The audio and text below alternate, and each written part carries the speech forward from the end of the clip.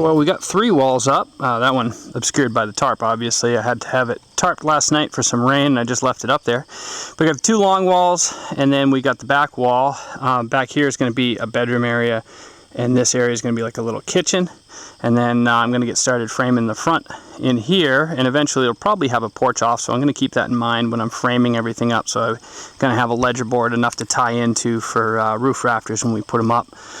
Aside from that, everything's going pretty slick. I didn't bring my camera because I'm an idiot, so I missed a bunch of stuff here I wasn't able to document.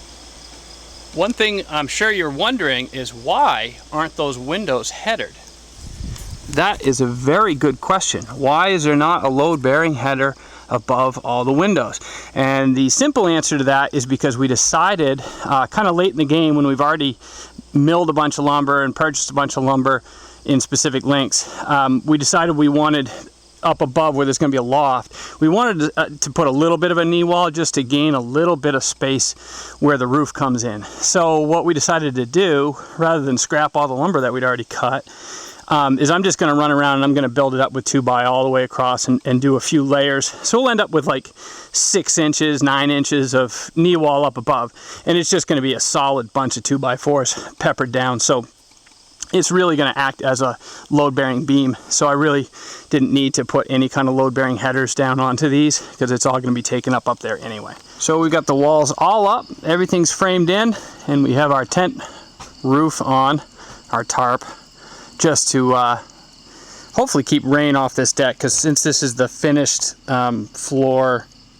and subfloor in one with that bubble foil underneath, it'd be quite a place to hold water and rot my boards out. So we figured we better try and keep as much water off as we can.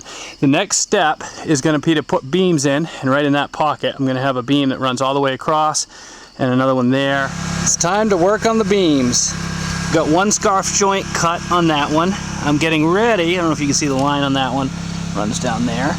Getting ready to cut that one, and then we'll join them together or peg them together, cut the beam to length from either end, and slide it up on in. So my cuts didn't come out perfect here. I've got a little bit of a lip here, and the other one, you probably can't see it from here, but it kind of about the same, so we've got to work on that.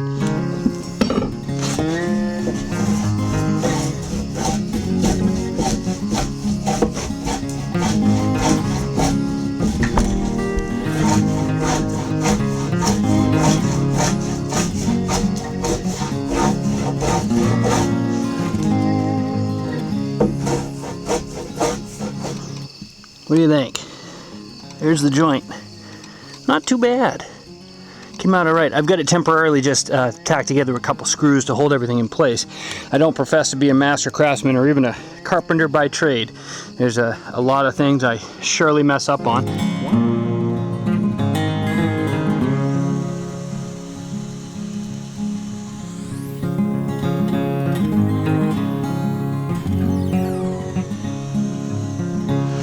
We got 4 holes.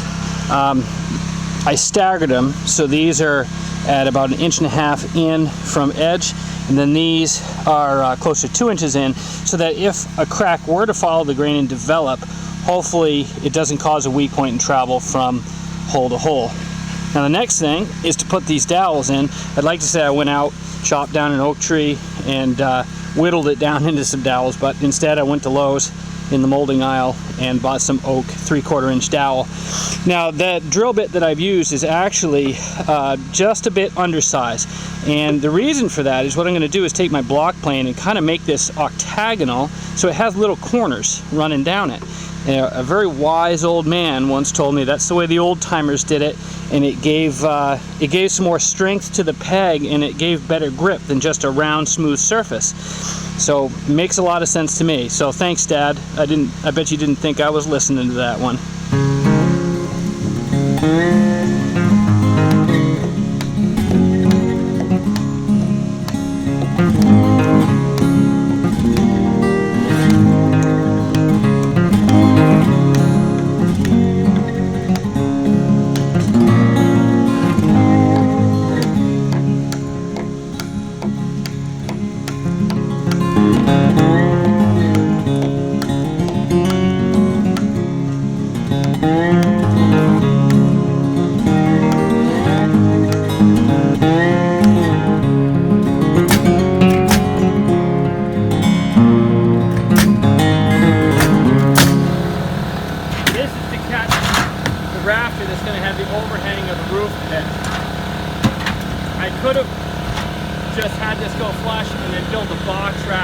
build on the ground with a rafter framed in between. You haul it up and pepper it on. It seemed like a lot more work, so we did it this way.